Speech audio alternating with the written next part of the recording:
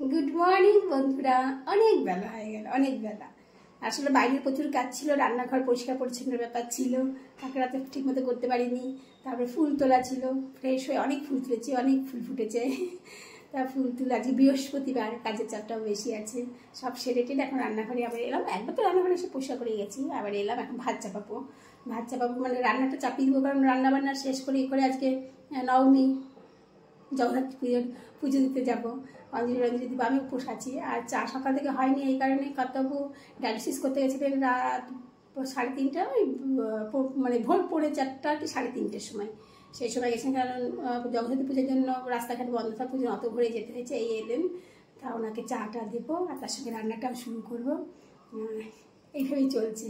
আর আরেকটা কথা, যেটা কালকে আমি গেছিলাম বাজারে, কখন 7টার পরে 8টার দিকে কর্তাবুকে স্টেশন থেকে আনতে।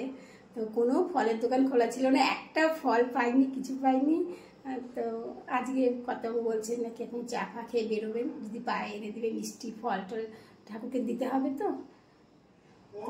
শুরু করছি। ভাত চাপিয়ে দিয়েছি, আর দেখো কতগুলো পেঁপে কেটে নিলাম, একটা গোটা পেঁপেই কেটে নিলাম। পেঁপেটা প্রেশার কুকারে সেদ্ধ দেবো, পেঁপে সেদ্ধ আর আলু ফুলকপির ঝোল করবো, আর কিছু করবো না। কারণ আজকে পুজোর ঝামেলা আছে, বলো না, পুজো দিতে যাবো, ঘরে বৃহস্পতিবার পুজো আছে। তাই কাজের লোক কখন আসবে জানি না, করতে থাকি এইভাবে। কালকে কিছুটা কেচেছিলাম, জানো তো জলপাইগুড়ি থেকে কালকে এসেছি, কিছুটা কেচেছিলাম।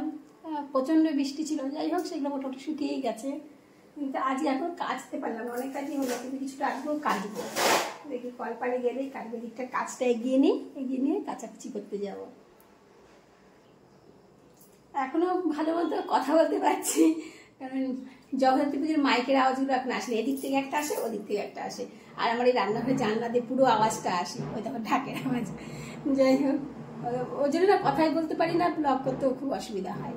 যতটা তাড়াতাড়ি পারি কাজকর্মগুলো সেরে তোমাদের সঙ্গে একটু বক বক করে শেষ করতে হবে। ওই দেখো, একদিকে ভাত হচ্ছে আর একদিকে ফুলকপিটা ভাপিয়ে নিচ্ছি আমি। ফুলকপি মানে সিজনের প্রথমে হোক, শেষে হোক, মাঝেই হোক, ফুলকপি একটু ভাপিয়ে নিয়ে সেই জল ফেলে দিয়ে তারপরে রান্না করি। আর আমার একটু তাড়াহুড়া করছে, এই কারণে।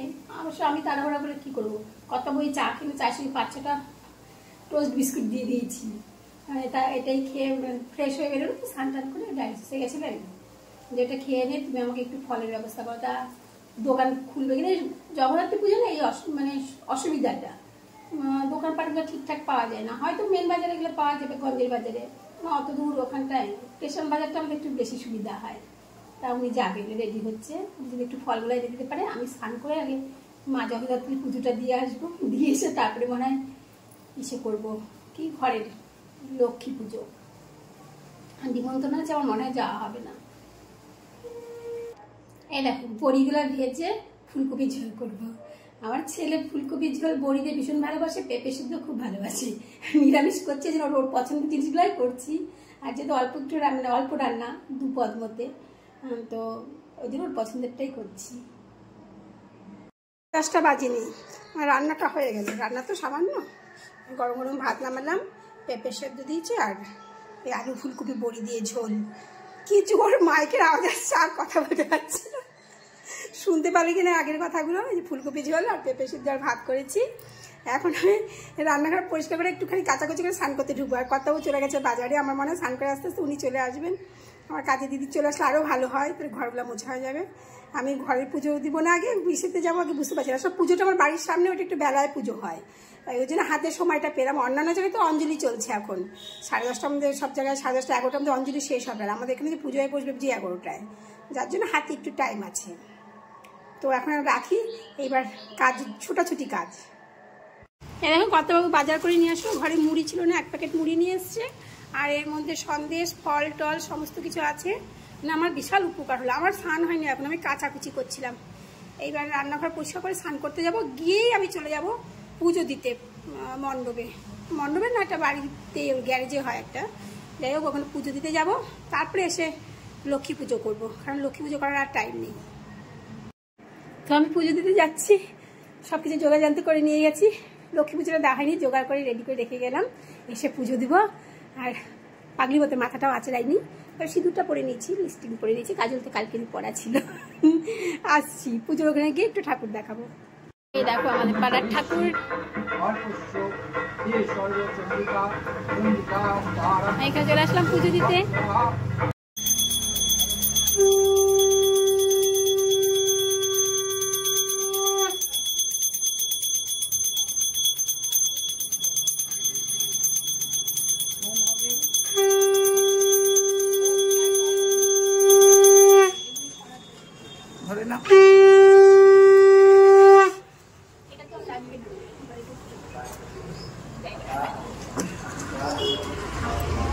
পুজোর অঞ্জলি দিয়ে এসে এখন ঘরের পুজো হলো, এখন বাজে 2:30, মানে এখন পুজো শেষ হলো, ঘরের পুজো, এরপরে খাওয়া দাওয়া। 6:45 বাজে, জানো আমি রাতের আয়োজনটা করছি, এই কারণে করছি ছেলে আর দীপ, মানে আমার জায়ের ছেলে, ওরা দুজন 10টার সময়, ওরা তো 10টার সময় ঠাকুর দেখতে বেরোবে, তো বাইরে তো খাই, সেই জন্য আমি বলছি যা হোক ঘরে খেয়ে গিয়ে তারপরে বাইরে কি খাবি নাকি, 10টার সময় রাতের খাওয়ার টাইমও হয়ে যায়, যার জন্য ওই কি ছিল ফুলকপি, আলু ফুলকপি ঝোল করেছিলাম ওবেলার, ওটা আছে বলে ওটা গরম করছি, আর পেঁপে সেদ্ধ দেবো এবেলাতেও, এরকম পেঁপে কেটেছি, প্রেশার কুকার সেদ্ধ করবো, ভাতের মধ্যে দেবো না অতটা পেঁপে তো, আর 2টো আলু সেদ্ধ দেবো, ভাত তো চাপিয়ে দেবো, তাড়াতাড়ি রান্নাটা করে দেবো, আর যাওয়ার আগে খাইটাই দিব, শোনা যাচ্ছে কিনা চতুর্দিক দিয়ে আওয়াজ, তো রান্না রাতের খাওয়ার আয়োজন হচ্ছে, এখন তো চা দেওয়া হয়নি পাতাকে, পাতা রেডি হচ্ছে চা দেওয়ার জন্য, ওকে দেবো চা, তার আগে একটু ঝোলটা রান্না হয়ে গেল, রান্না তো ওরকমই রান্না, সেদ্ধ ভাত, যাই হোক সেদ্ধ করতে মাখতে হবে নুন তেল লঙ্কা টঙ্কা দিয়ে, তা একটু পরেই মাখবো, আর চাটা বসিয়ে দিলাম, কারণ 7:30 বেজে গেছে না, তো কথাবাবু এখনই চা চাইলো, যে চাটা বসিয়ে দিয়েছি, আমি আর কথাবাবু একটু চা খাবো, তারপরে সিঁদুরিতে মেখে ওনাকে খাওয়ার জন্য তাড়া দেবো 9টার দিকে।